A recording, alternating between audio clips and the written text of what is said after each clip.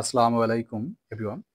আজকে আমরা বরিশাল বোর্ড 2025 এবং চট্টগ্রাম বোর্ড 2025-এ আসা দুটি টেবিল নিয়ে ডিসকাস করব।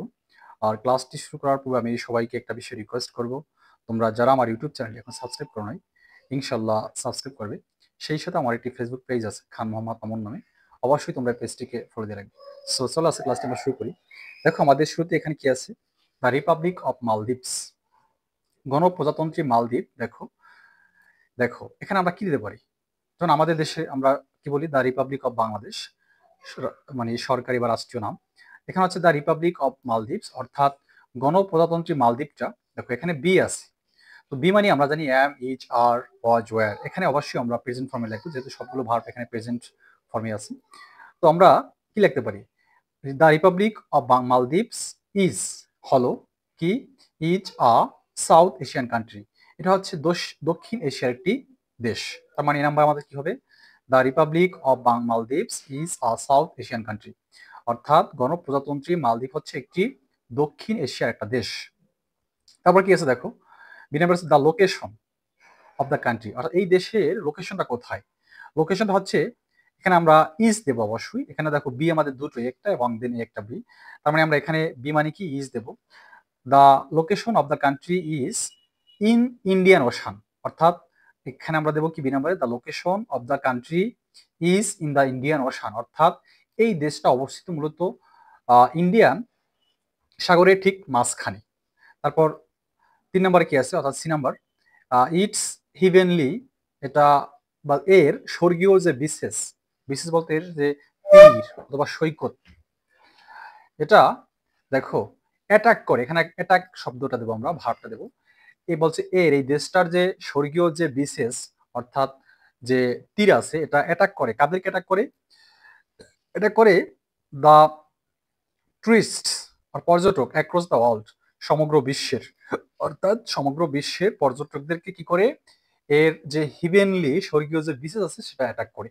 তারপর কি আছে দেখো 2 নম্বরে, মিলিয়নস অফ টুরিস্ট, অর্থাৎ লক্ষ লক্ষ পর্যটকরা ফ্রম ডিফারেন্ট কান্ট্রিজ, বিভিন্ন দেশ থেকে কি হবে, এখানে বিভিন্ন দেশ থেকে কি করে ভিজিট করে। এখানে আমরা ভিজিট দেব, অর্থাৎ ভিজিট করে দ্য কান্ট্রি, এই দেশটাকে, দ্য কান্ট্রি মানে এই দেশটাকে, এভরি ইয়ার প্রতি বছর। তার মানে আমাদের 2 নম্বরে কি হলো, millions millions of tourist from different countries, অর্থাৎ বিভিন্ন দেশ থেকে প্রায় লক্ষ লক্ষ টুরিস্টরা বা পর্যটকরা ভিজিট করে দ্য কান্ট্রি এভরি ইয়ার প্রতি বছর।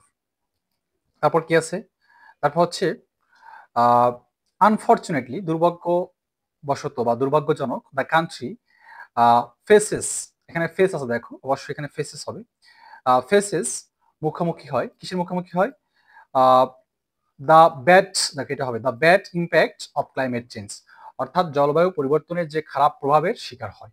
এটা হচ্ছে মূলত আমাদের বরিশাল বোর্ড 2025-এর সমাধান। এই যে the unfortunately the country faces the bad impact of climate change. এবার আমরা চট্টগ্রাম বোর্ড 2025-এর সমাধান করব। এটা মূলত কাজী নজরুল ইসলামকে নিয়ে। দেখো এই যে কাজী নজরুল ইসলামকে নিয়ে বিগত বছরে ম্যাক্সিমাম বোর্ডে আসছে, একই বিষয় রিপিট হয় তোমাদের। সো এটা অনেকটাই সহজ। এটা আমাদের আহ, আহ, তোমাদের কাছে হয়তো আশা করি অনেকটা সহজ মনে হবে।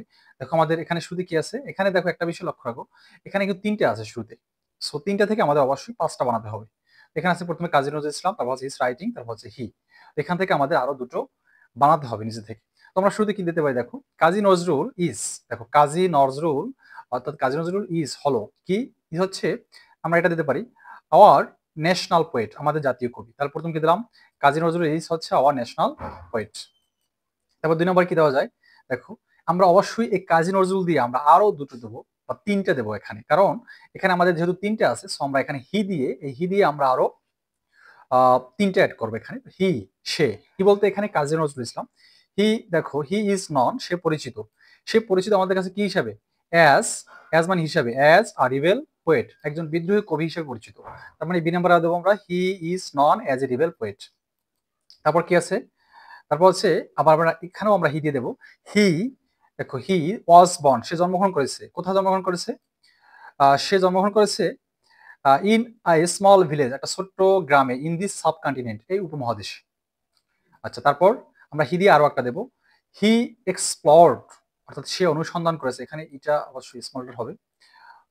এক্সপ্লোরড, হি এক্সপ্লোরড অলমোস্ট, অলমোস্ট মানে প্রায় অল ব্রাঞ্চেস অফ লিটারেচার, অর্থাৎ সে প্রায় সাহিত্যের সকল মানে শাখায় অনুসন্ধান করেছে অথবা সকল শাখায় তার লেখা আছে, এটা আমরা বলতে পারি। তারপর হচ্ছে লাস্ট অন, অর্থাৎ হিজ রাইটিং, তার লেখাগুলো, এটা আমরা লাস্টে দেবো। হিজ রাইটিং, তার লেখাগুলো দেখো ইন্সপায়ার্ড, অনুপ্রাণিত করেছে। কাদেরকে অনুপ্রাণিত করেছে? আওয়ার ফ্রিডম ফাইটার্স, আমাদের মুক্তিযোদ্ধাদেরকে অনুপ্রাণিত করেছে। সো দেখো আমি এখানে তোমাদের অবশ্যই আনসারটা নিচে লিখে দিয়েছি। আর আজকের ক্লাসটি আমরা এখানেই শেষ করছি, আবার দেখা হবে অন্য কোনো ক্লাসে। আর তোমাদেরকে একটি বিষয় রিকোয়েস্ট করবো, অবশ্যই তোমরা আমাকে জানাবে কমেন্ট করে তোমাদের কোন টপিকসের উপর এট ফার্স্ট ক্লাস দরকার। আমি আমার পক্ষ থেকে সর্বাত্মক চেষ্টা করবো ওই টপিকের উপর ভিডিও আপলোড করার। সো আল্লাহ হাফিজ।